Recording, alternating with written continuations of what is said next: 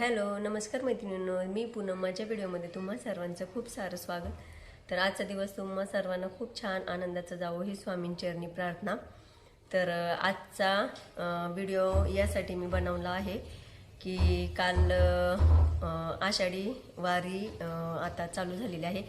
तर काल आमच्या इथे वारी आली होती. तर कालचा मी अनुभव तुम्हाला सांगणार आहे.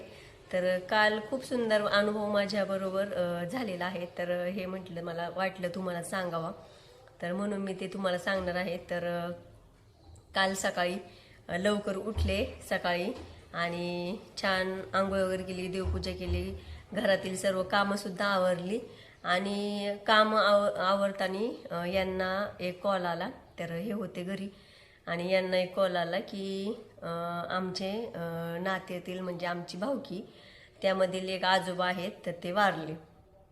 तर असा कॉल आल्यानंतरून मला तर म्हणजे खूपच असं वाईट वाटलं की म्हटलं आज नेमकी पालखी येणार आहे आणि ते आजोबा वारले. तर ते वारले ते तर वेगळंच, परंतु दुःख हे पण होतं की आज पालखीला जायला भेटणार नाही म्हणून. तर मग मी यांना म्हटलं की ते आजोबा नेमके आजच वारले नाही का, असं की कारण त्यांचं म्हणजे वय तसं बरंच आहे आणि म्हणजे ते कधी वारतील हे सांगू शकत नाही. तर पण ते आजच वारले. तर मी यांना म्हटलं की आजच हे आजोबा बघा ना वारले आणि नेमके आजच आपली इथं पालखी येणार आहे आणि आता कसं जायचं नाही का. म्हणजे एक मनातून म्हणजे इतकं वाईट वाटलं की बाबा मला पालखीला जायला भेटणार नाही याचं जास्त मला दुःख झालं. तर म्हटलं आता काय करायचं नाही का, नाही तर नाही असं. तर 11 वाजता त्या आजींचा फोन आला, म्हणजे ज्या आजोबा वारले ना तर त्यांच्या बायकोचा फोन आला की यांना म्हटल्या की तात्या म्हणतात यांना. तर म्हटले की तात्या म्हातारं गेलं, असं या भाषेत त्या म्हटले की म्हातारं गेलं म्हणून आणि लय रडत होत्या त्या. तर मग आता म्हणजे वाईट तर वाटणारच ना. तर मग हे म्हटले की जातो म्हणून. तर मग हे गेले. तर मग त्यांना दवाखान्याच्या दिशेने घेऊन चालले की बाबा नाही का, कारण रात्री ते खूप दारू पिले होते ते आजोबा आणि त्यांना काही दारू सहन होत नाही. तर ते नेमके त्या दिवशी दारू पिले आणि रात्रभर तर झोपले आणि या सर्वांना वाटले ते झोपलेत म्हणून त्यांना कुणी काही उठवलं नाही. आणि सकाळी पण 10 वाजले पर 11 वाजले तरी ते काही उठले नाही. तर त्यांचा म्हणजे एक प्रकारे हालचाल तर कोणतीच नव्हती आणि म्हणजे असं गेल्यातच जमा होते नाही का, मेलेला माणूस कसा असतो तसंच झालं.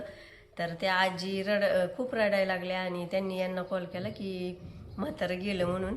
तर मग हे म्हटले मी जाऊन बघून आलो म्हणून. तर मग हे गेले. तर नंतरून त्या आजोबांना दवाखान्यात न्यायचं होतं म्हणून गाडीमध्ये घेऊन चालले होते. तर घेऊन जाताना त्यांची हालचाल व्हायला लागली. तर सगळीजण नाही का म्हणजे घाबरलीच ना की सगळ्यांना फोन वगैरे करून सांगितलं की म्हातारं मेले म्हणून नाही का. म्हणजे असं आमच्या भाऊकीतल्या लोकांना वगैरे सगळ्यांना सांगितलं की ते आजोबा गेले गेले गेले असं. आणि माझे सासरे पण म्हटले की पालखीला म्हणजे जाणाऱ्या लोकांना सांगत होते की आपल्याला सुतक पडले, ते आजोबा गेलेत म्हणून. तर आता काही सुतक असलं तर जाता येणार नाही ना.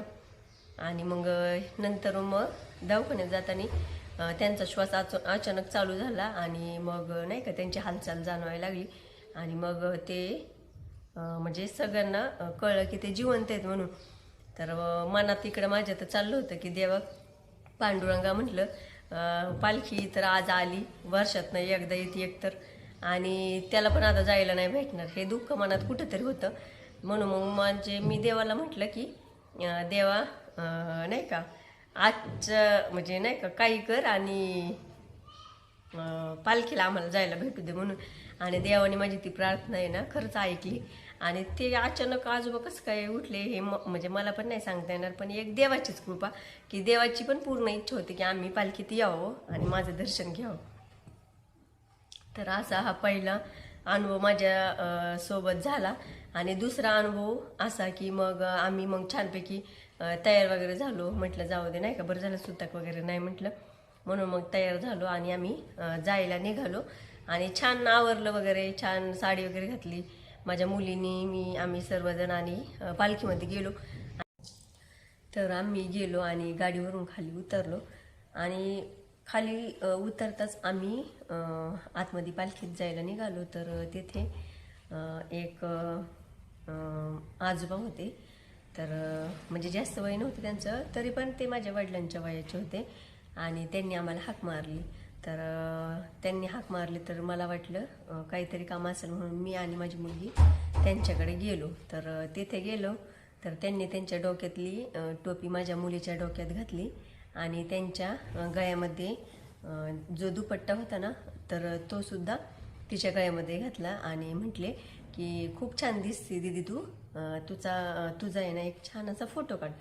तर मग मी तिचा फोटो वगैरे काढलं. तर त्यांना म्हणजे खूप प्रेमाने बोलत होते ते.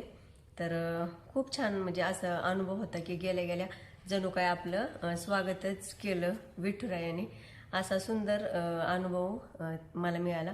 आणि तिचं फोटो काढून झाल्यानंतर मग त्यांनी मला माझ्या डोक्यात टोपी घातली आणि माझ्याही गळ्यामध्ये तो दुपट्टा दिला आणि मग मला म्हटले तू पण तुझा म्हणजे फोटो काढ म्हणून. मग मी, माझ्या मुलीने माझा फोटो वगैरे काढला, एक छान व्हिडिओ पण काढला. तर असं सुंदर असं स्वागत आमचं तिथे गेल्यावर झालं. त्यानंतर मग आम्ही आमचं तिथे छोटा बिट्टू आहे ना आमचा, त्याचं पण फोटोशूट चाललं होतं. तर तेथे आमचा फोटोशूट चालू झालं. तर त्याचं आम्ही फोटो वगैरे काढत होतो आणि नंतरून मग थोड्या वेळाने आम्हाला तुळस घेऊन फोटो काढायचे होते. तर मग तेथे एक आजी आल्या. तर त्यांना मी म्हटलं की ओ मावशी, मला तुळस पाहिजे, मला फोटो काढायचा आहे. तर त्या म्हणल्या चालेल देते, घे ना म्हणले बाई, पण तुळस घेतल्यानंतर ना काहीतरी द्यावं लागेल. तर मी म्हटलं हो चालेल, देईल ना मग मी, म्हणजे नाही का असं पैसे वगैरे देतात. तर मी म्हटलं देईल म्हणून. तर म्हटलं चला, मग आम्ही फोटो काढायला तुळस घेतली, छान व्हिडिओ फोटो वगैरे सगळं शूट केलं आणि त्यानंतरून मग त्या मावशींना तुळस द्यायला गेले. तर माझ्याकडं 10 रुपये सुट्टे नव्हते. तर त्यांना मला 10 रुपये द्यायचे होते, कारण प्रत्येक वेळेस तुळस घेऊन फोटो काढला ना तर त्या व्यक्तीला किंवा त्या वारकरी जी महिला आहे ना त्या मावशींना 10 रुपये सर्वजण देतात. तर मग म्हटलं मावशी माझ्याकडे काही 10 रुपये सुट्टे नाही आहेत. तर मोबाईल होता, तर म्हटलं फोनपे सुट्टे पैसे आणायचे माझे काही लक्षात नाही. तर 500ची नोट होती, तर त्या कुठून मला सुट्टे देणार ना. तर मग मी म्हटलं की फोनपे आहे का तुमच्याकडं. तर त्या म्हटल्या नाही आहे. पण मला म्हटल्या बरं राहू दे बाई, राहू दे, नाही दिलं तरी चालन, म्हणजे नाही का एकदम छान असं समजूतदारपणाने म्हटलं. तर म्हणजे नाही का तुळस घेताना त्या मला म्हटल्या होत्या की काहीतरी द्यावं लागेल म्हणून, नाही का, तर तुळस देतात असं. तर मी हो म्हणलं होतं ना. तर मग त्यांना मग 10 रुपये मला द्यायचे तर सुट्टे नव्हते. तर त्या पण त्या टायमिंगला मला म्हटलं की राहू दे बाई म्हणून, नसेल तर नाही दिलं तरी चालेल म्हणून. पण मग माझी भाऊजी होती, तर तिने ते 10 रुपये दिले. पण त्या म्हटल्या की मोठेपणाने की राहू दे म्हणून, नाही का, नाही दिलं तरी चालेल, तसं काही नाही म्हणून. तर त्यानंतर मग आम्ही नंतरून वारकरी लोकांसाठी बिस्किट वगैरे नेले होते. तर ते बिस्किट वगैरे सगळं वाटप केले आम्ही आणि नंतरून मग पालखी यायची वाट पाहत होतो. तर 3:30-4 वाजता आमच्या इथे चौफुल्यावर पालखी येते. तर आदल्या दिवशीचा मुक्काम यवतला असतो आणि आमच्या इथे म्हणजेच चौफुल्यावर फक्त 1 तास थांबते आणि त्यानंतर मग वरवण आमच्या चौफुल्यापासून 4 किलोमीटर आहे. तर तेथे पालखीचा मुक्काम होता. तर 1 तासात दर्शन तर घ्यायचं, तर गर्दी एवढी आणि एवढं म्हणजे एवढी लोकसंख्या जास्त की त्या गर्दीतून दर्शन घ्यायचं पण मुश्किल होतं. तर आम्ही गेलो पालखीचं दर्शन घ्यायला आणि जवळजवळ आम्ही ना 1 तासामध्ये अर्धा तास आम्ही दर्शनाच्यासाठी रांगा वगैरे लावल्या आणि दर्शन घ्यायला जवळजवळ गेलो आणि एवढी सारी गर्दी की म्हणजे आम्हाला तर आहे ना म्हणजे एवढं गुदमरायला लागलं, मुली पण होत्या आणि बायका तर एवढ्या धक्काबुक्की करत होत्या, एवढ्या धक्का मारत होत्या आणि म्हणजे नाही का काही तर सुचना पण. म्हटलं आता दर्शन कसं घ्यायचं नाही का, एवढं ढकली आणि जर पडलं बिडलं खाली तर नाही का चेंगराचेंगरी होईल, म्हणजे असं प्रकार होतात ना. तर मग एवढं डेंजर झालं, एवढं घाम वगैरे फुटला आणि आम्ही जवळ पालखीच्या गेलो आणि जवळजवळ आहे ना एकदम थोडंसं राहिलं होतं अंतर पालखीचं दर्शन घ्यायला. तर आम्हाला एवढं गुदमरायला लागलं. तर मग मी माझी बहीण होती आणि मुली होते, तर आम्ही बाईका एवढं ढकलायला लागलं की आम्ही पटकीने बाहेर आलो. आणि बाहेर आलो, म्हटलं आता काही दर्शन तर काही होणार नाही म्हणून जाऊ दे, म्हटलं आता काही नाही का बघू, म्हटलं संध्याकाळी वरवणला जाता येईल दर्शनासाठी म्हणून. तर आश्चर्य असं की आम्ही जाऊन बाजूला थांबलो आणि तिथे पालखीच्या शेजारी आमचे म्हणजे चुलते, तर ते तिथेच होते. तर ते म्हटले दर्शन झालं का, तर म्हटलं नाही, एवढ्या गर्दीमध्ये कधी दर्शन नाही का, म्हणजे म्हटलं आम्ही गेलो म्हणजे जवळ जाऊन म्हटलं आमचं दर्शन झालं, कारण बायकाच एवढं ढकलतात की त्यामुळे आम्हाला पालखीला हात पण लावता नाही आला आणि पोलिस इकडून बायका इकडून आणि म्हणजे नाही कसं एवढं गर्दी की सांगू शकत नाही, एवढी गर्दी.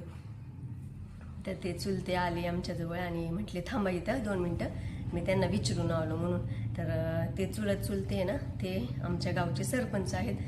तर त्यांनी त्या पोलिसांना सांगितलं की हे आमच्या घरातले लोक आहेत, त्यांना दर्शन घेऊ द्या म्हणून. तर मग त्यांनी लगेच आम्हाला घेऊन गेले आणि पटकीने आम्ही आतमध्ये डायरेक्ट पालखीपाशी गेलो आणि दर्शन घेतलं आणि लगेच बाहेर आलो. तर एवढं छान वाटलं ना, तर मी म्हटलं की आज तर काही दर्शन भेटणार नाही, पण देवाची कृपा अशी की आम्हाला दर्शन देवाला तर द्यायचंच होतं आणि देवाची पण इच्छा होती की यांनी दर्शन घेतलंच पाहिजे. तर मग आम्ही पटकीने दर्शन घेतलं आणि ते पण एवढं छान दर्शन भेटलं आम्हाला. तर मी म्हटलं खरंच पांडुरंगा आम्हाला दर्शन भेटलं. तर बाजूला आले, बाहेर आम्ही आलो. तर हे म्हणजे पुरुषांची रांग वेगळी आणि महिलांची वेगळी होती. तर यांनी दर्शन घेतलं आणि त्यांच्या शेजारी ज्या 2-3 बायका म्हणजे आमच्या जवळच्याच होत्या, तर त्यांनाही दर्शन घ्यायला थोडंसं मदत केली नाही का, म्हणजे असं रांगेत जाऊन दिलं. तर ते बाहेर आल्यावर म्हटले की तुम्हाला दर्शन भेटलं का, तर मग मी सांगितलं की बाबा एवढी गर्दी होती, आम्ही तर बाहेर आलो आणि नंतर मग आमचे जे चुलते आहेत ना त्यांनी आम्हाला दर्शन घेऊन दिलं म्हणून. तर हे म्हटले मी पण तिथं आहे ना 2-3 बायका होत्या ओळखीच्या ना, तर त्यांना तर काही दर्शन भेटत नव्हतं, पण मी त्यांना मदत केली दर्शन घ्यायला. तर मग मी यांना म्हटलं की बघा, म्हणजे तुम्ही तिथं त्यांना मदत केली तर इकडं आम्हाला पण कुणीतरी मदत केली. तर याचा उद्देश असाच की आपण दुसऱ्यांसाठी कुठेतरी जर चांगलं करत असेल ना, तर आपल्यासाठी पण कुठेतरी चांगलं होत असतं. तर म्हटलं चला, मग ते झालं आणि खूप छान असं आमचं दर्शन वगैरे झालं.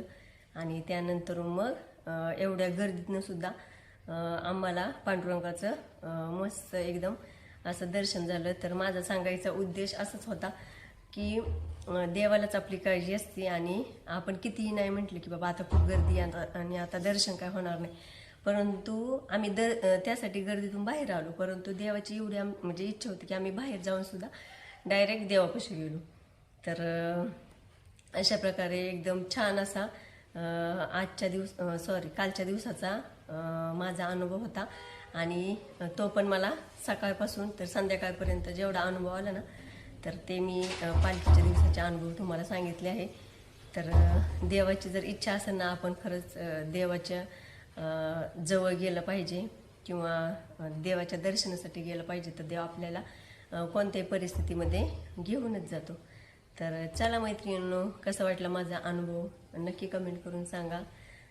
भेटूया पुढच्या व्लॉगमध्ये, तोपर्यंत बाय.